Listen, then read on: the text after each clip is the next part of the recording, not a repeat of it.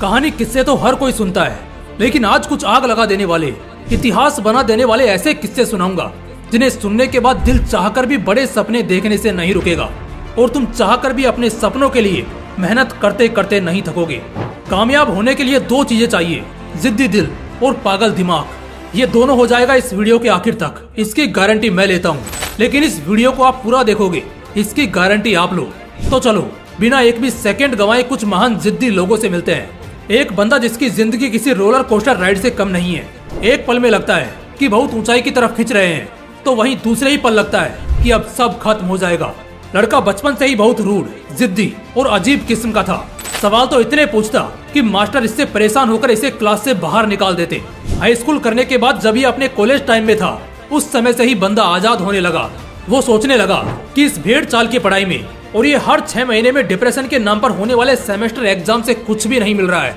वो देखता है कि उसके साथ के जितने भी थे सब दिन रात बस असाइनमेंट और प्रोजेक्ट के पीछे पड़े हुए हैं। उस बंदे ने कॉलेज ड्रॉप आउट किया और वो करने लगा जिसमें उसे मजा आता था। उस समय वो लड़का सिर्फ 18-19 साल का था। उसके सामने उसकी एक खूबसूरत जिंदगी पड़ी थी जिसे वो बहुत रोशन कर सकता था, लेकिन नहीं, उसने अंधेरा चुना। ऐसा उस वक्त दूसरे लोगों को लगता था। उसको शुरू से खुद पर बहुत विश्वास था, लेकिन इस पॉइंट पर डर लगने लगा। लेकिन अब जब आजाद हो ही गया है तो तबाही तो लाएगा ही। 20 साल की उम्र में एक गैराज से उसने एप्पल जैसी इतनी बड़ी कंपनी को जीरो से स्टार्ट किया। अपने बवाल इनोवेशंस और टीम एथिक के योगदान से अगले 10 साल में कंपनी 2 लोगों से अब $2 बिलियन तक पहुंच गई। लेकिन तभी उसे निकाल दिया गया। हाँ, उसे खुद उसकी बनाई हुई कंपनी से निकाल दिया गया। उसने अपने से भी ज्यादा टैलेंटेड आदमी को कंपनी संभालने के लिए हायर कर लिया था और एक समय बाद दोनों की ही नहीं बनी। दोनों के आइडियाज बिल्कुल नहीं मिलते थे। इस वजह से दोनों के बीच झगड़ा हुआ, जिसमें बोर्ड ऑफ मेंबर्स ने उस दूसरे बंदे का ही साथ दिया और इस बंदे को उसी की कंपनी से फायर कर दिया गया। बंदा अपने ही बनाए हुए साम्राज्य से बाहर कर दिया गया, लेकिन टूटा नहीं। एक नई कंपनी बनाई जिसे एक बार फिर उसने अपने तगड़े इनोवेशंस के दम पर इतना तेजी से ऊंचाई पर पहुंचाया कि एप्पल की हवा अब टाइट होने लगी। ये बंदा इतना जिद्दी था कि किसी भी प्रोडक्ट पर तब तक काम करवाता जब तक वो प्रोडक्ट दुनिया का सबसे परफेक्ट प्रोडक्ट ना बन जाए। और यही कारण था कि अब उसकी नेक्स्ट कंपनी भी बुलंदियों पर चलने लगी। फिर एप्पल ने नेक्स्ट कंपनी को खरीदने का ऑफर किया। इसके साथ ही अब स्टीव को दोबारा एप्पल के सीईओ के रूप में ऑफर मिला, जिससे अब वो अपनी कंपनी के साथ दोबारा जुड़ सकते थे। बंदे ने हाँ किया और दोबारा एप्पल को उसकी बुलंदियों पर पहुंचाया और बन गया सदी का सबसे जिद्दी एंटरप्रेन्योर, जो अपनी जिद से किसी को भी हिला सकता था। ऐसी जिद चाहिए जो जिगरा दे कॉलेज ड्रॉप आउट करने के बाद भी उस डर से लड़ने का। ऐसी जिद चाहिए जो हिम्मत दे बड़े सपने देखने की। ऐसी जिद चाहिए जो बेइज्जती का बदला लेने की ताकत दे। जिद बहुत बड़ी चीज होती है। एक बार किसी आम आदमी ने किसी भी बड़े सपने को हासिल करने की जिद कर ली तो फिर वो आम नहीं रहेगा, सितारा बनकर चमकेगा। इसी जिद और पागल लोगों की इतिहास रचने वाली कहानी में मैं आपको एक और शख्स से मिलाता हूँ और आप इसे जरूर जानते होंगे, लेकिन जानना इम्पोर्टेंट नहीं है, इम्पोर्टेंट है खून खोलना। जब हम ऐसे महान लोगों की पागलपन वाली कहानी सुनते हैं, फेलियर फेलियर और सिर्फ फेलियर, लगातार फेलियर मिलते रहने के बाद सक्सेस हासिल करना तो फिर भी एक इंस्पायरिंग जर्नी होती है।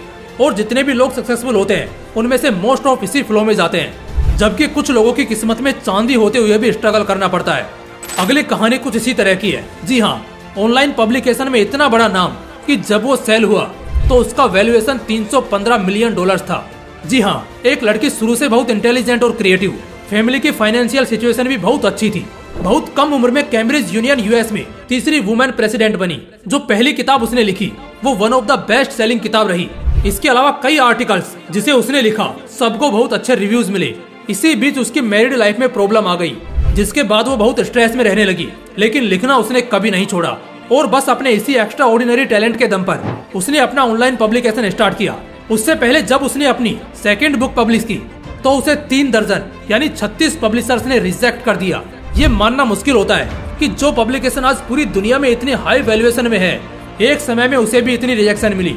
देखो, कहना और सुनना आसान होता है कि 36 पब्लिशर्स ने रिजेक्ट किया। असल में अगर किसी को 1, 2 या 3 बार ही रिजेक्ट कर दिया जाए तो वो बंदा दोबारा कोशिश करना ही छोड़ देता है, अपने आप को अनलकी मानकर पीछे हट जाता है। उसने हफिंगटन पोस्ट नाम की कंपनी लॉन्च की और इसकी भी शुरुआत कुछ ठीक नहीं थी। जो भी आर्टिकल्स और राइटिंग्स यहाँ पब्लिश होती उसको बहुत ही नेगेटिव रिव्यूज मिलते, लेकिन एरियाना हफिंगटन ने कभी गिव अप नहीं किया और एक समय बाद उसे एक डाइवोर्स स्टेट वाली डिप्रेस्ड लड़की के शुरू किए हुए आउटलेट के साथ लाखों करोड़ों लोग जुड़े, उसके काम को पसंद किया और वेब हिस्ट्री का ये one of the most successful outlet रहा। जिसकी वैल्यूएशन मैं आपको कहानी के स्टार्ट में ही बता चुका हूँ, जो थी $315 मिलियन। ऐसी ही एक और कहानी सुनाता हूँ आपको। दुनिया को मिठास चखाने वाला एक ऐसा नाम जिसने दुनिया की सबसे बड़ी चॉकलेट प्रोडक्शन कंपनी बनाई, जो आज हर घर में मशहूर है और दुनिया का सबसे फेमस चॉकलेट ब्रांड है। लेकिन आज जितना क्रेज इस चॉकलेट ब्रांड का है और जितना स्वादिष्ट ये खाने में लगता है, क्या लगता है इसका सफर भी इतना आसान रहा होगा? बिल्कुल भी नहीं। एक बंदा जो बचपन से ही एक एवरेज स्टूडेंट रहा, जैसे तैसे अपनी पढ़ाई पूरी करके 30 साल की उम्र में वो बंदा एक कारोबार में हिस्सा लेता है। ये बिजनेस कैंडी बेचने का ही था। जब उसने पहली बार कैंडी बिजनेस स्टार्ट किया था, उस समय वो बुरी तरह पिटा, पूरा बैंकरप्ट हो गया, उसका दिवालिया निकल गया। ये शब्द है ना बैंकरप्ट, सुनने में जितना नॉर्मल लगता है, जब असल में होता है ना तो बड़े से बड़े महारथियों की भी फट जाती है, क्योंकि इसमें बदनामी, हौसला, पैसा, पूंजी सब एक साथ दम तोड़ते हैं। खैर, अगले 6 साल तक वो कड़ी मेहनत करता रहा, पैसा बचाता रहा, खुद को संभालता रहा और फिर पहुंचा न्यूयॉर्क, एक बार फिर बिजनेस की दुनिया में कदम रखने। न्यूयॉर्क में उसने अपना दूसरा और एक बार फिर कैंडी बिजनेस शुरू किया, लेकिन इस बार भी हाथ कुछ नहीं लगा। वो बंदा फेल हो गया। 2 बार बुरी तरह पिट चुका था, लेकिन वो हार मानने को कहाँ तैयार था। वो शांत रहा और अपना काम करता रहा। ठीक 10 साल बाद 1886 में उसने फिर कैंडी का बिजनेस शुरू किया। उसने लैंकेस्टर कार्मेल नाम की कंपनी खोली। यह उसका तीसरा ट्राई था। क्या लगता है इस बार उसे सफलता मिली होगी? हाँ, इस बार उसे कामयाबी हाथ लगी। इस बार अपनी पुरानी गलतियों से सीखकर और कुछ बहुत स्वादिष्ट बनाकर उसने खूब मुनाफा कमाया। लेकिन अभी तो उसने जरा सी उड़ान भरी थी, पूरा आसमान अपने नाम करना तो अभी बाकी था। कहानी आगे बढ़ती है जब कुछ सालों बाद 1893 में शिकागो में वर्ल्ड कोलंबियन एग्जीबिशन हुआ, जहां पर इस बंदे ने चॉकलेट बनाने वाली पूरी प्रोसेस को देखा। अब तक ये बंदा सिर्फ कैंडी पर अपना बिजनेस बना रहा था, लेकिन चॉकलेट की कोई इतनी बड़ी कंपनी को आसमान छूते उसने उस वक्त नहीं देखा था। इसके दिमाग में अब एक चॉकलेट बनाने वाली कंपनी खोलने का ख्याल आया। कुछ सालों बाद साल 1900 में ये बंदा अपनी उसी candy production company Lancaster Carmel को $10 लाख में बेच देता है और इन सारे पैसों से वो अपने बर्थ प्लेस के जगह करीब 1200 एकड़ का एक फार्म खरीदता है और चॉकलेट बनाने वाली कंपनी हेर्शेज को शुरू करता है। आज 100 साल बाद हेर्शेज एक बहुत बड़ा ब्रांड बन चुका है, जो चॉकलेट के लिए पूरी दुनिया में राज करता है। और दोस्तों, उस जमाने में उस बंदे द्वारा शुरू की गई $1 मिलियन की कंपनी की वैल्यूएशन पता है आज कितनी है? सुनकर रोंगटे खड़े हो जाएंगे। $48 बिलियन। जिस बंदे से अभी मिलवाया, उस बंदे का नाम है मिल्टन हेर्शे, जो बार बार नाकामी की मार खाकर भी इतना ऊंचा पहुंच गया सिर्फ इस वजह से क्योंकि वो जिद्दी था। और जब वो 2 बार बुरी तरह बर्बाद हुआ तो उसकी जिद और बढ़ गई और आखिर में बंदे ने वो हासिल कर ही लिया, जो शायद उसकी किस्मत भी नहीं चाहती थी। अगली ऐसी ही एक और बवाल कहानी सुनाता हूँ। एक ऐसा नाम जो दशकों तक दुनिया का सबसे अमीर आदमी रहा, जो दुनिया का सबसे बड़ा बिजनेसमैन कहलाता था। इनफैक्ट वो दुनिया की सबसे बड़ी कंपनी का मालिक है। हाँ, मैं बात कर रहा हूँ कई सालों तक वर्ल्ड रिचेस्ट मैन के पोजीशन पर लगातार बरकरार रहने वाले बिल गेट्स की। सालों से बेशक ये दुनिया के सबसे रईस शख्स रहे और इन्होंने माइक्रोसॉफ्ट जैसी इतनी बड़ी कंपनी बनाई, लेकिन क्या लगता है इनको ये सक्सेस एक दम से मिली थी? तो ऐसा बिल्कुल नहीं था। बिल गेट्स ने अपनी पहली कंपनी को चकनाचूर होते देखा है। वो कई रातों तक सोए नहीं थे। उन्होंने शुरुआत की थी ट्रैफो डेटा नाम की कंपनी से, जो असल में ट्रैफिक टेप्स के डाटा को प्रोसेस और एनालाइज करके ट्रैफिक में हेल्प करेगी। उन्होंने अपने बिजनेस पार्टनर पाउल एलन के साथ इस आइडिया पर काम करना शुरू किया, लेकिन ये लोग बुरी तरह बर्बाद हो गए। अपने पहले ट्राई में इतनी बड़ी फेलियर मिलने के बाद आदमी दोबारा कोशिश करने का हौसला ही खो देता है।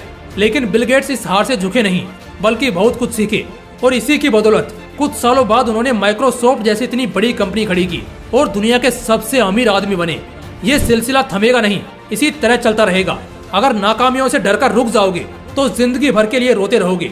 लेकिन इस स्टेज में जहां हार पहले मिलती है, वहां अक्सर बड़ी जीत के चांसेस बहुत ज्यादा होते हैं। एक और कहानी सुनाता हूँ। एक बंदा जो आज 8000 करोड़ का मालिक है, लेकिन एक समय यही बंदा पूरी तरह बैंकरप्ट हो गया था। बेसबॉल का शौकीन एक शख्स जिसका नाम जॉर्ज स्टेनब्रेनर था, उसने 1960 में एक छोटी सी टीम खरीदी, क्लीवलैंड पाइपर्स नाम की।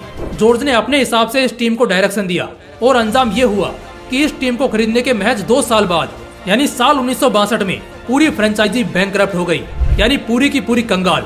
इस इतनी बड़ी हार का इतना बुरा असर पड़ा कि कई सालों तक जॉर्ज में वो हिम्मत दोबारा नहीं जागी। कुछ सालों बाद साल 1970 में जॉर्ज ने दोबारा इस टीम को प्रैक्टिस कराया और इस बार भी लगातार स्ट्रगल करना पड़ा और कई बार करारी शिकस्त मिली। 1980 और 1990 के दौरान इस टीम ने बहुत सारी हार झेली। इस वजह से जॉर्ज को बहुत क्रिटिसिज्म मिला, लेकिन जॉर्ज ने हौसला नहीं खोया। उसने बहुत से कंट्रोवर्शियल डिसीजंस लिए, जिसके बेस पर उसने खतरनाक कमबैक किया और फिर जो हुआ वो इतिहास में हमेशा के लिए दर्ज हो गया। 1996 से 2003 तक उन्होंने 6 वर्ल्ड सीरीज अपने नाम की और ये एक रिकॉर्ड सेट हो गया बेसबॉल की हिस्ट्री में। यही टीम जो इतने सालों से लगातार हार झेल रही थी, कंगाल तक हुई, अब यही टीम बेसबॉल की सबसे प्रॉफिटेबल टीम बन गई और इसके ओनर की नेटवर्थ आज के समय 8,000 करोड़ से भी ज्यादा है। किसने कह दिया कि कामयाबी किस्मत और हाथों के लकीरों की मोहताज होती है? असल में दोस्त, कामयाबी तुम्हारे हिम्मत और मेहनत की मोहताज होती है। कामयाबी एक बार में बेशक मिल भी जाए और शायद ना भी मिले, लेकिन जब तक तुम हिम्मत नहीं हारते, एक ना एक दिन कामयाबी मिलती ही है। जितने भी लोगों के अभी हमने किस्से सुने, इन लोगों की कहानियों में जिद और पागलपन शामिल रहा है। पहली तो है जिद, एक ऐसी जिद जो बस इस बात की मंजूरी देती है कि साला जो सपना देखा है उसे हर हाल में हासिल करके रहूंगा। और दूसरा है वो खतरनाक पागलपन जिसकी मैं अक्सर बात करता हूँ। हाँ, वो पागलपन जो कभी हिम्मत नहीं हारने देता, जो कभी उम्मीद नहीं मरने देता। दोस्तों, इस वीडियो से बेशक बहुत से लोगों को बहुत कुछ सीखने को मिला होगा और मुझे पूरा यकीन है कि बहुत से लोग इसी तरह आगे कुछ ही सालों में बहुत कामयाब होते भी दिखेंगे। बस अपने अंदर की उस जिद को मरने मत देना, उस पागलपन को मिटने मत देना। किसी का बाप भी तुमको इतिहास में छपने से नहीं रोक सकेगा। दोस्तों, अगर वीडियो अच्छा लगा तो इसे अपने दोस्तों के साथ जरूर शेयर करना। फिर मिलते हैं नेक्स्ट वीडियो में एक बवाल मोटिवेशन के साथ। जय हिंद, जय श्री कृष्णा।